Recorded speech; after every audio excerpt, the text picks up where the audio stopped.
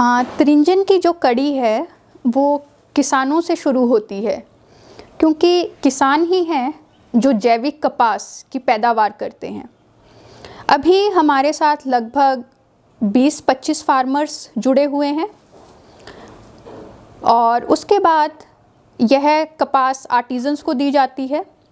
हमारे साथ अलग अलग काम करने वाले 150 से 200 आर्टिजन्स हैं, जिसमें कतइये, बुनकर, टोकरी बनाने वाले, दरी बनाने वाले, कढ़ाई करने वाले और भी तरह तरह के कलाकार और महिलाएं जुड़ी हुई हैं। ये सब त्रिंजन क्रिएशंस जो आर्टिजन्स बनाते हैं, इसको लोगों तक पहुंचाने के लिए हम एग्जीबिशंस लगाते हैं, स्टॉल लगाते हैं। कोविड से पहले तो हम लोग रेगुलरली ही लगा रहे थे, पर अभी कोरोना के बाद ये फिज़िकल एग्जीबिशंस और स्टॉल्स मुश्किल हो गया, तो हम लोग कोशिश कर रहे हैं कि किसी ऑनलाइन प्लेटफॉर्म के थ्रू इन सब प्रोडक्ट्स को मार्केट में या कंज्यूमर्स तक लेके जाया जा सके। और धीरे धीरे अगर सिचुएशन ठीक हो जाती है, कोरोना का इतना असर नहीं रहता है, तो हम दोबारा से जो भी पंजाब के या दूसरे स्टेट्स के शहर हैं वहाँ पर त्रिंजन को लेकर जाएंगे और लोगों के बीच इसकी बात रखेंगे। त्रिंजन में हमेशा से ही हमारी कोशिश रही है कि हमारे आसपास जो रॉ मटेरियल और जो स्किल अवेलेबल है, हम उसी से आगे बढ़ें।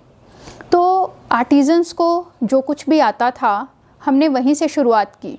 जैसे यहाँ पंजाब में नहरों के किनारे एक घास होती है जिसको मूंज कहते हैं, और यहाँ पर औरतें उस मूंज से टोकरियाँ बनाती हैं, तरह तरह के बॉक्सेस बनाती हैं।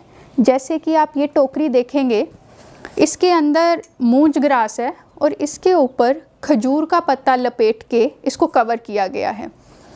अगर आप ये वाली टोकरी देखें तो इसके अंदर भी मूंज ग्रास है, पर इसके ऊपर वूल है। तो इसको अलग अलग कलर, डिज़ाइन और साइज़ हम कुछ भी इसमें बना सकते हैं।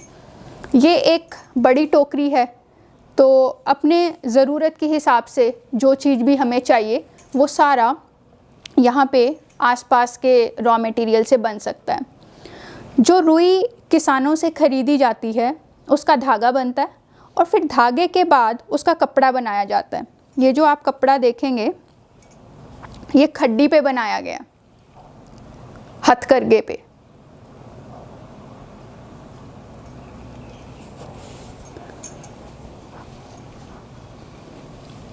और इसको अगर हमें एक स्टॉल की तरह यूज़ करना हो तो इसके ऊपर कढ़ाई भी की हुई है, ये हाथ की कढ़ाई है।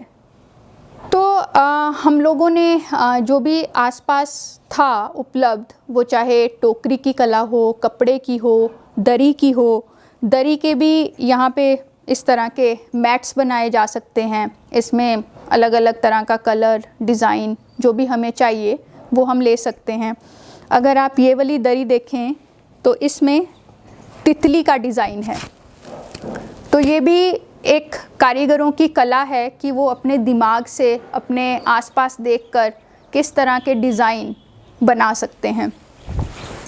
यहाँ पंजाब में पहले खेस बहुत बना करते थे। खेस गर्मियों में या सर्दी में भी टॉप शीट की तरह यूज़ किया जाता है। तो ये खड्डी पे बना हुआ है और इसमें आप जो ये कॉटन देख रहे हैं, ये ब्राउन कॉटन है, ये नेचुरल कलर है इस कॉटन का। इस तरह से अगर आप ये वाली दरी देखोगे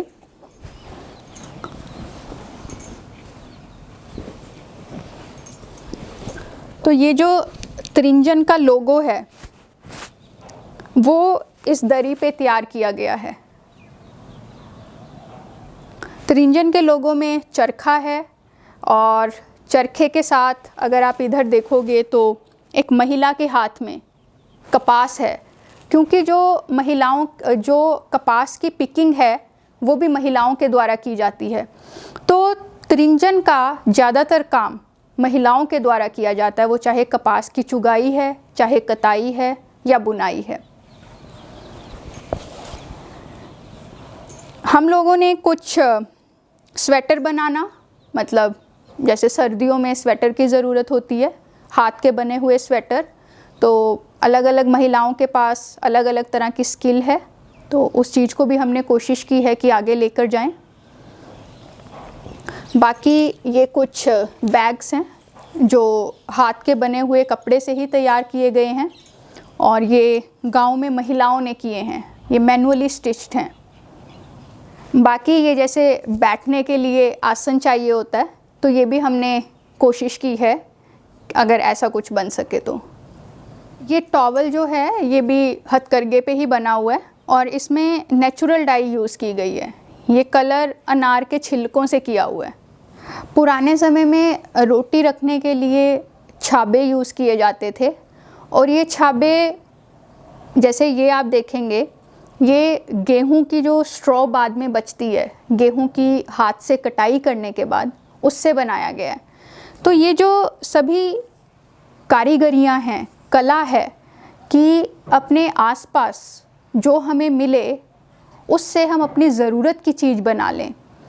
तो ये जो क्रिएटिविटी है, एक इंसान का टैलेंट है, उसकी खुद की सोचने समझने की शक्ति है, मुझे लगता है कि आज के समय में उसको स्पेस नहीं मिल रहा है, क्योंकि हम पहले से ही बहुत सारी चीज़ों के साथ ऑक्यूपाइड हैं।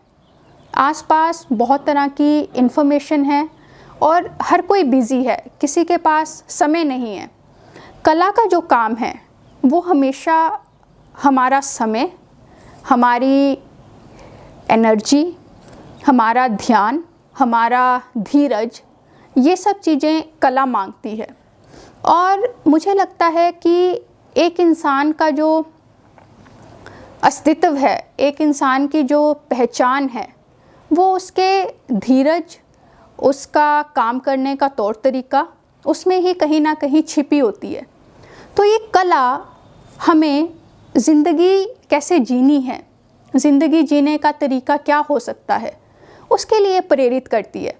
और कला के अलग अलग माध्यम हो सकते हैं। ये जो आपने कुछ यहाँ पे नमूने देखे, ये एक बहुत छोटा सा हिस्सा है, क्योंकि कला का कोई अंत नहीं है, एंडलेस है। तो आसपास बहुत सारी संभावनाएं हैं और मैं जो कोई भी इस वीडियो को देख रहा है उनसे यही अपील करूंगी कि अपने आप से जो आपको मन हो सीखने का, करने का, उसको एक्सप्लोर कीजिए। क्योंकि जो हमें आसपास दिखाया जाएगा, आसपास सुनाया जाएगा, अगर हम उसी को करते रहे तो हम अपनी अंतरात्मा की आवाज़ नहीं कभी सुन पाएंगे। अपनी अंतरात्मा की आवाज़ के लिए हमें अपने अंदर थोड़ी सहजता और ठहराव, मतलब रुक के सोचना पड़ेगा। अगर हमेशा भाग दौड़ में रहेंगे, हड़बड़ी में रहेंगे, तो वो चीज़ें आधी अधूरी ही समझ में आएंगी। तो इस तरह से ना तो हम खुद को समझ पाएंगे और ना ही जो करना चाहते हैं उसको समझ पाएंगे। तो थोड़ा सा खुद के अंदर सहजता और धीरज लाके हम क्या करना चाहते हैं और क्या कर सकते हैं, अगर उसकी तरफ ध्यान दिया जाए तो वो भी अपने आप में एक कला है, एक कारीगरी है। धन्यवाद।